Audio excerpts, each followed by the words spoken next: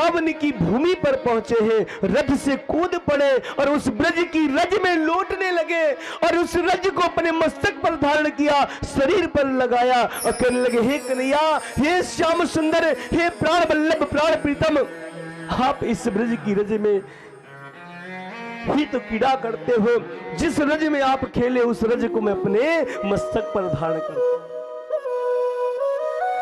और जैसे उस ब्रज की रज में गोता लगायो, आगे बढ़े, कृष्ण बलराम ने देखा, रे काका जी आगे, दौड़ लगा दी। और इधर जैसे अक्रूर जी ने कृष्ण और बलराम को आते देखा, वो भी दौड़ते हैं और जाकर के भगवान के चरणों को कस के पकड़ लिया और कहते भगवान के चरणों को पकड़कर अश्रुओं से आज सिंचित कर दिया प्रभु के चरणों को। भगवान ने कहा, अरे काका, ये उल्टी गंगा काहे को बहा रहे हो? हमें तो आपको प्रणाम करना चाहिए, लेकिन आप हमें प्रणाम क्यों कर रहे हैं?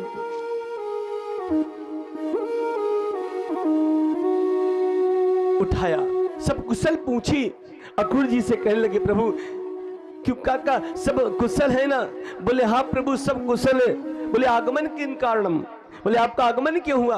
बोले हम आपको लेने आए हैं, लेकिन प्रभु ध्यान रखना, धोखे से कहीं आपको ये कंस मारने के लिए बुलाया। जैसे मारने की बात कही उसी समय भगवान ने मुख में हाथ रख दिया। अब कही सो कही, लेकिन आगे मत कहना। बंधुओं, जब कोई अतिथि घर पर आते थे उनको गौशाले का दर्शन कराया जाता था। अक्रूर जी जब घर पहुंचे तो गौशाले का दर्शन कराया गया। सायंकाल की बेला हो गई, भोजन पकवान बने, अक्रूर जी की सेवा में लाए गए और अक्रूर जी ने जैसे भोजन किया है, शाम के समय बिस्तर लगाए गए, प्रभु विश्राम करें। नंद बाबा कहने लगे, अरे भाई, आपका आगमन क्यों हुआ?